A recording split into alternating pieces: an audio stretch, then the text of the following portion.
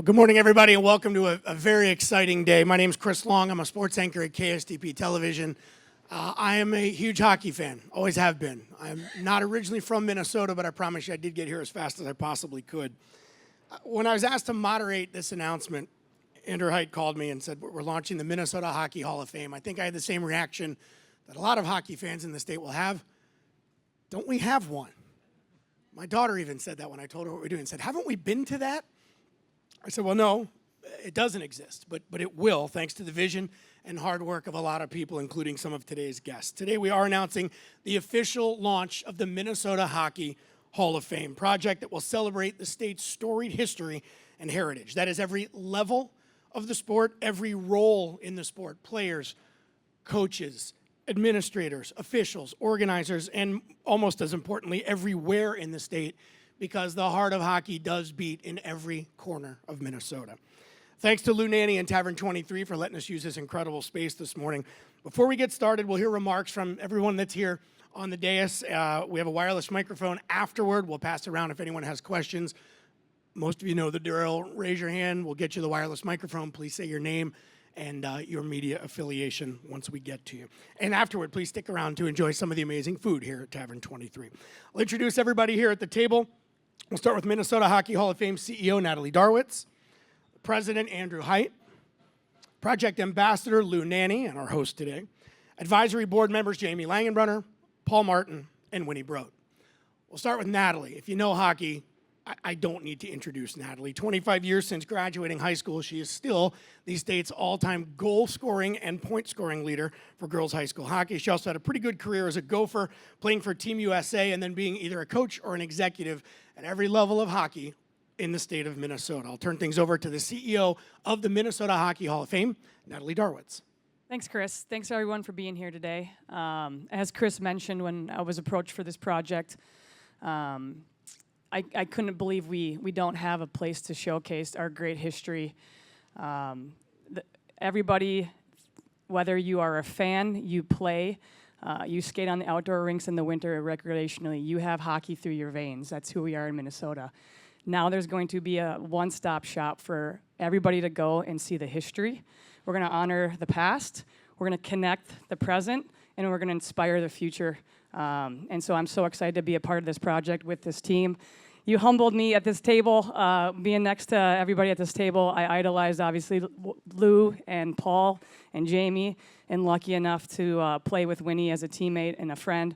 And Andrew is just a phenomenal person and a businessman, so I'm excited to be on this table with everybody here. So thank you for coming. And that rolls us right into the president of the Minnesota Hockey Hall of Fame, Andrew Height. Yeah, again, thank you for coming. Today is a very exciting day.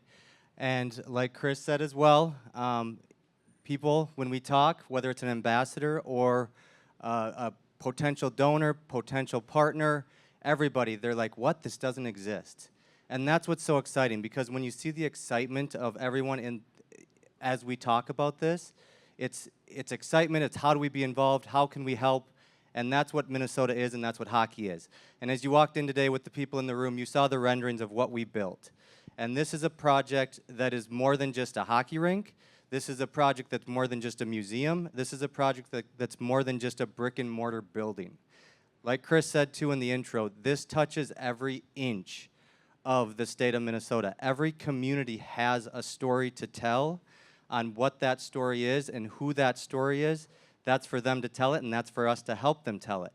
And not only will this be a brick and mortar project, this will be also statewide when it comes to traveling exhibits, a caravan throughout the whole state, working with the 30-plus NCAA programs that are housed in Minnesota, which is remarkable to say, the high school stories, everybody. We will have, traveling museum exhibits leading up to the ribbon cutting, and we will have ambassadors that will be out in the community.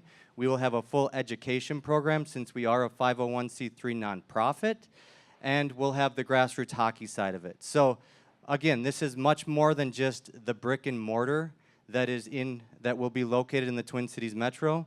This reaches statewide. And as far as ambassadors go, as we started to reach out to people, And I spent close to 2 decades in professional sports, and I know that the one main thing that everyone misses as they leave that space is the locker room and the camaraderie and the friendships. Well, that's what we're here to do today as well. As we bring these ambassadors in, there's over 300 individuals that have played in the NHL that have been born in Minnesota. Like I said, there's over 30 NCAA programs that are based in Minnesota. The women's game is at all record highs right now. Over 14,000 17U girls were part of the program the last couple of years. These are numbers that have never been reached, and that's in the state of Minnesota alone. So what we're doing from an ambassador standpoint is we are making a secondary locker room as for everyone that's involved, from, like we said, high school coaches to professional athletes to colleges to international hockey. We want them to be a part of this as well. And so as we open the doors to the public, we're also opening our doors to the hockey community that have played and been successful to reunite with their teammates, reconnect with their enemies, you could say, on the ice, and just really network. So that's a piece of it as well. And then as we move on to the actual building, we have a partner, an ESG architectural firm downtown Minneapolis, and they have put our vision onto paper. As you've walked in, you've saw the renderings, and everyone remote will get the media kit that will also include the renderings. But what we did with that group is we took a vision from Natalie, myself, and the rest of our committee, and they made magic. And what this is it's a 120,000 square foot building that, again, not only is a museum, it's a community hub. It will have a great hall with 5 different wings in the museum, very interactive, very immersive, very topical, and we want to tell the story how people want to see it and how people don't know the story. And then also included in that will be a full performance hall, 20,000 square foot performance hall for concerts and galas and induction ceremonies. And included in that also will be an indoor-outdoor rink, one of a kind, and we are very proud to say, I think Natalie even said, how many rinks do you think you've been in? Thousands. She's never seen one like this, so we're going to run with it. It's exciting. And then banquet space, too. This is a community hub, and we want this to be more than just a museum. We want this to be a destination for everyone that comes into the state of Minnesota and everyone that lives here. So that's a quick, brief summary of the project. As excited as I was when Andrew called me and told me what was going on, that got me to about here, and then I walked in and saw the renderings and designs of what this place is going to look like, and now I can't wait to be able to go and take my kids and see it. Let's move through the table here. I don't know that he needs an introduction either in this room or to this crowd, but Lou Nanny, you know him. He has been all over Minnesota's hockey history as a Gopher, a Rochester Mustang, Olympian, North Star. And the way I got to know him, and a lot of people in this generation got to know him from 60 years of work on the state hockey broadcast. Lou, as you sit here and listen to Natalie and Andrew talk about this project, what does it mean to you as somebody who's been so involved with hockey at every level in Minnesota for as long as you have? Well, I guess you might say it means it's an awakening. I've had the good fortune, as you mentioned, of coming here 66 years ago to play at the U. And I can tell you the growth. I could go back and look at how many teams they had in high school hockey and how it's grown throughout over the years. I had the first women's hockey camp in 1972 because Caesar's babysitter liked to play hockey. And I could only get 18 girls, and now when I heard Andrew say 14,000, just blows my mind away. But one thing that we have to remember, we got 50 states, and it seems that every state has something that's unique about it. And we have a proficiency here that nobody else can compare to. And I think that it's about time, it's an awakening that the state of Minnesota needs this, can use this.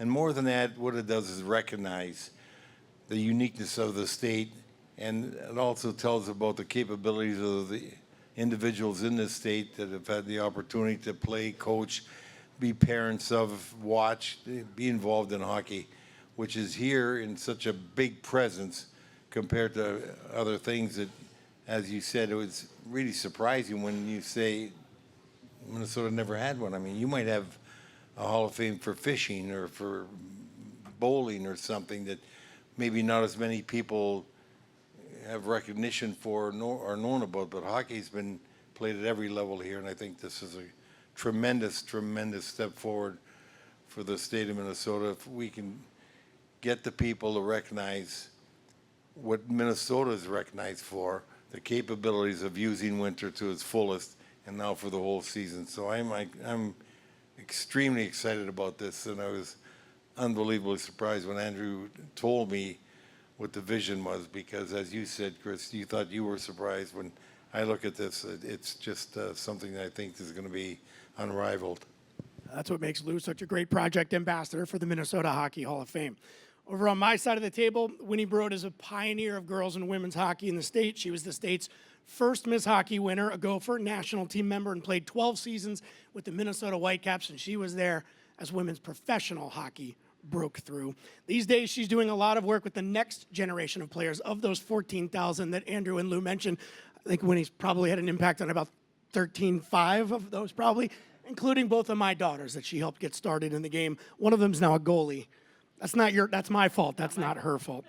Winnie is a member of the advisory board, and makes sense. She's the youth and community ambassador. Winnie, can you sum up this project, what it might mean to this younger generation of players to connect them with the history of hockey in the state, and also what the Minnesota Hockey Hall of Fame is going to mean to you?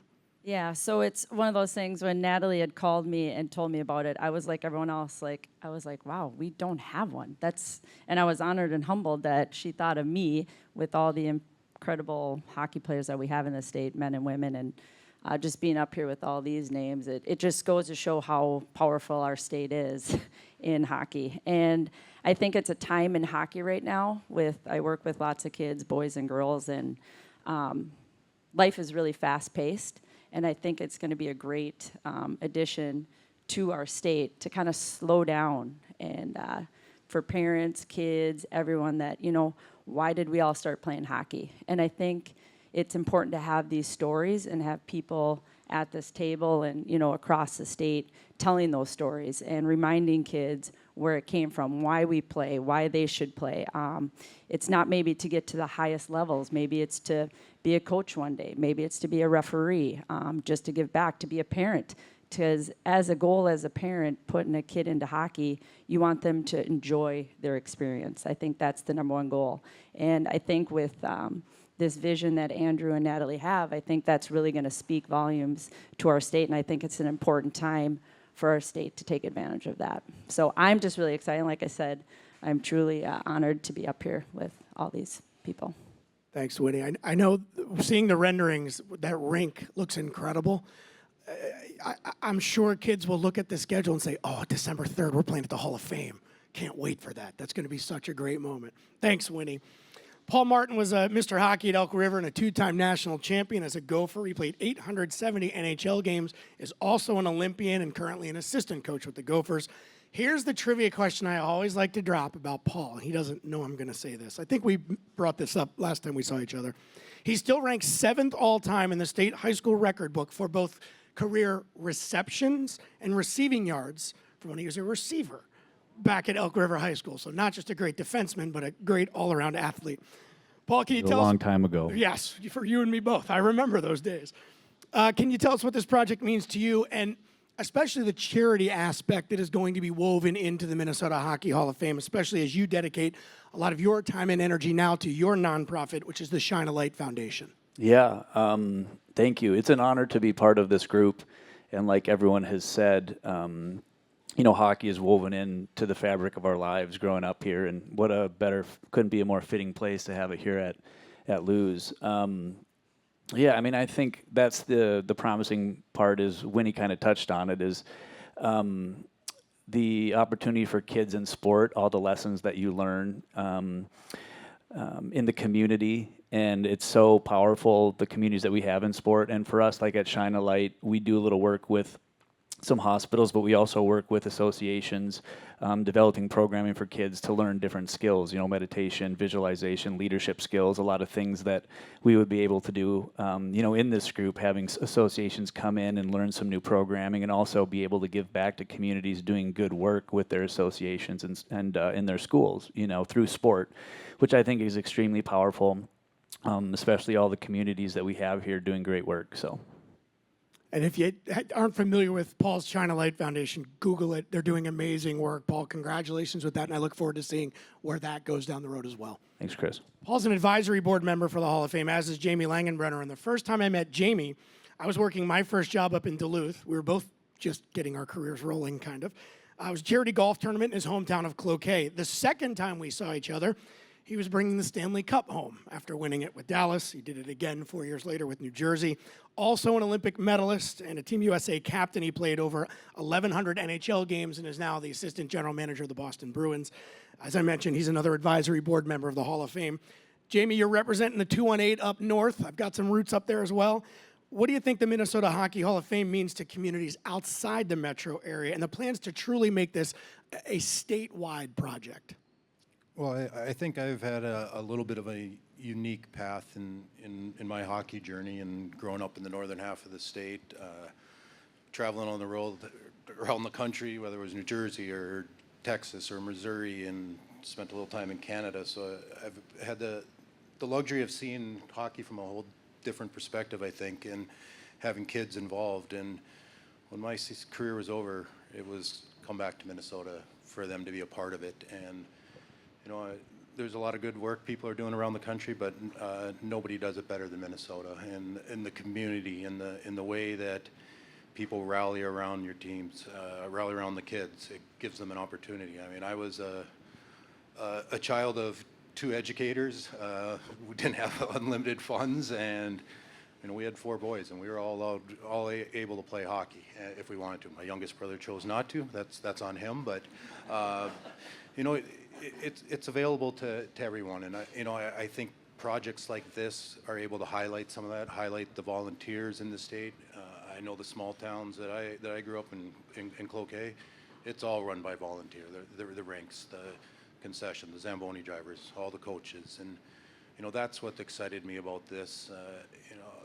Paul and I and Winnie and Natalie and Lou, we get plenty of accolades. Like that's great, and we appreciate it, and we appreciate the honor of representing this game. But for us, this is an opportunity too to highlight some of these people and the unglorified work that they do that really keeps this running. And I'm excited about where Minnesota hockey can continue.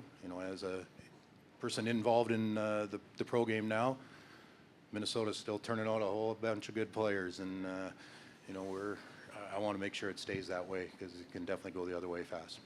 My first couple of years in Duluth, I got to cover a couple games at that old Cloquet arena.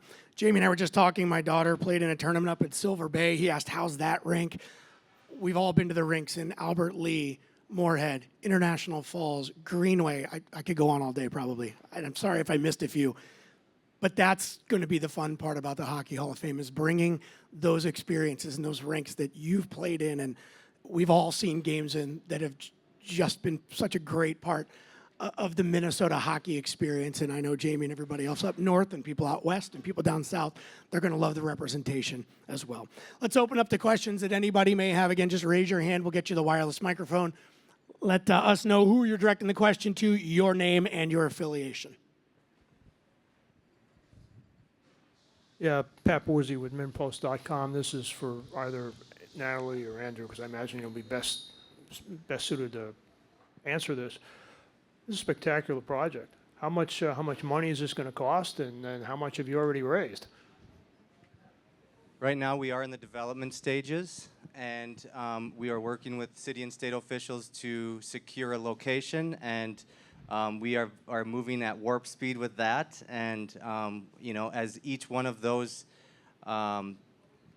pillars, you could say, are touched, we will continue to have announcement after announcement. And between that, the location being not public right now because it can't be with just the sensitivities of it, and the development side of it, we don't have a set number, but we do have the renderings of where it would be if the location happens.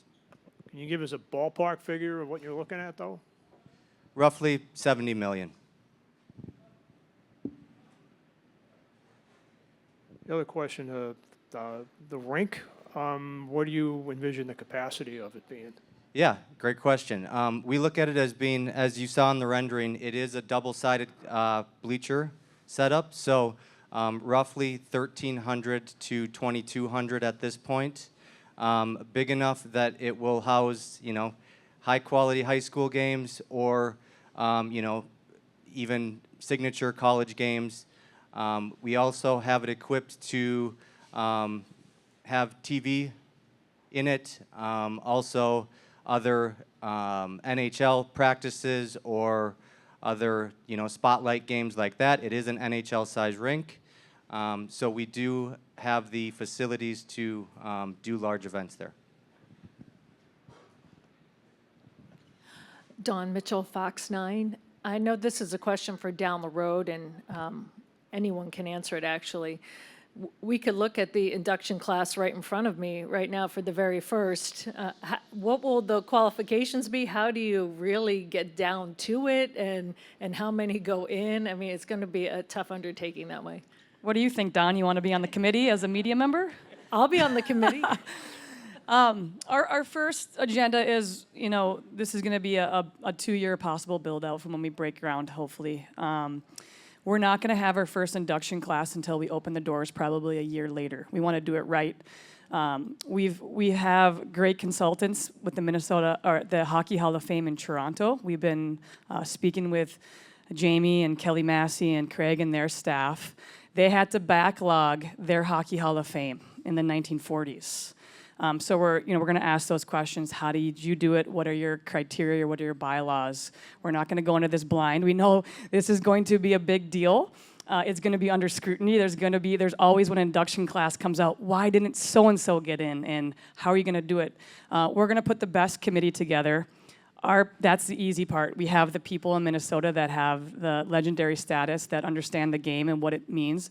We want our induction classes to be special, and it's going to be a hard criteria. Not everyone's going to get in. This is going to be a very prestigious thing. When you walk into the Great Hall, and hopefully you get that vision when you see it out there, the way I described it when we were talking about the renderings is the Great Hall is a place where people talk quieter. Your kids know how to behave, and they stop running around, and you get the goosebumps. That's what it's going to feel like to be inducted into our Minnesota Hockey Hall of Fame. We're going to do it the right way. We're not going to rush it. So it's going to be a year out after we open the doors, and we're going to put the best committee together and the best criteria for selecting our first induction class. We're going to take, obviously, ask the Hall of Fame in Toronto how they did it, but yet navigate it how we feel and see fit appropriate for Minnesota Hockey Hall of Fame. I'm serious, by the way. We probably will need a media member. Jess Myers with the Pioneer Press. I don't know who would be appropriate to answer this, but Chris acknowledged the U.S. Hockey Hall of Fame in Eveleth. I'm just wondering, is there a relationship with them? Are you working in conjunction with them? And how does this facility fit into the bigger picture of kind of honoring hockey in Minnesota? Yeah, absolutely. I can take that. Yes, the USA Hockey Hall of Fame is up in Eveleth. And, we are the Minnesota Hockey Hall of Fame. And it's two different things, and with it being up in Eveleth and also having so many Minnesota members part of it, people seem to get, confused at times. But what we are the Minnesota Hockey Hall of Fame, and we want to really embrace that. And as we've all talked on this panel today about touching every level and touching every inch of the state. And then when that time comes, as we open our doors, we want to, make sure that we are partners in the state of Minnesota. We are not trying to compete, and we want to work together to, again, just lift up the overall game of hockey in the state of Minnesota, as there's so much overlap from what we will be celebrating to what they celebrate up there. And then just a quick follow-up. Assuming you'll have categories for media members, builders, and players, how many plaques is Louis going to have here? I'm just curious.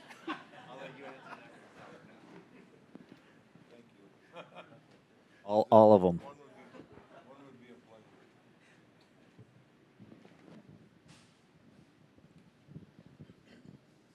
And I don't know if you can answer this, but this is the state of hockey. Who is the first person up here that said, we're the state of hockey and we don't have a Hall of Fame? And how come that hasn't happened to even having this until 2025?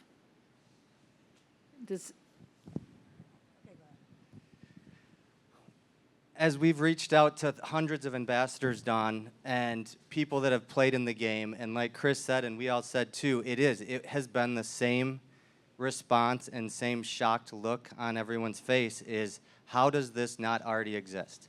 And, you know, kudos to the incubator of the project, CSN, that has brought Natalie and I on board from a hockey project standpoint, and they saw the opportunity and secured the Minnesota Hockey Hall of Fame LLC that we've turned into the nonprofit 501c3 and trademark. So it really goes back to how has this taken hundreds of years to get to this point, and now we are going to make it the best thing possible. I think one of the things, I think one of the things that probably contributed to that is the fact that you have USA Hockey Hall of Fame in Evelyn. And people get confused because, as Andrew was just pointing out, there are a number of Minnesotans in that. And they might just have thought that that's Minnesota's Hockey Hall of Fame when actually it's the United States Hockey Hall of Fame. And I think that probably colored the picture somewhat.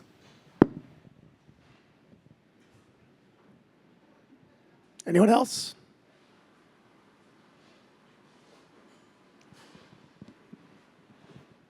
James Murray from Everything College Hockey. I guess this is for anyone, but how long after this place opens do we get Hockey Day Minnesota here at this facility?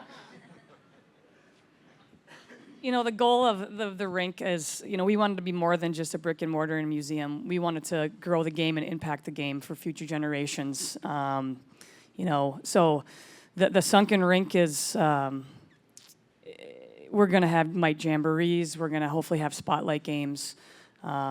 We would be equipped to host section high school tournaments, section finals, and so obviously Hockey Day Minnesota is a huge event and everyone takes pride in Hockey Day Minnesota. We would obviously throw our hat in the ring to host it one day.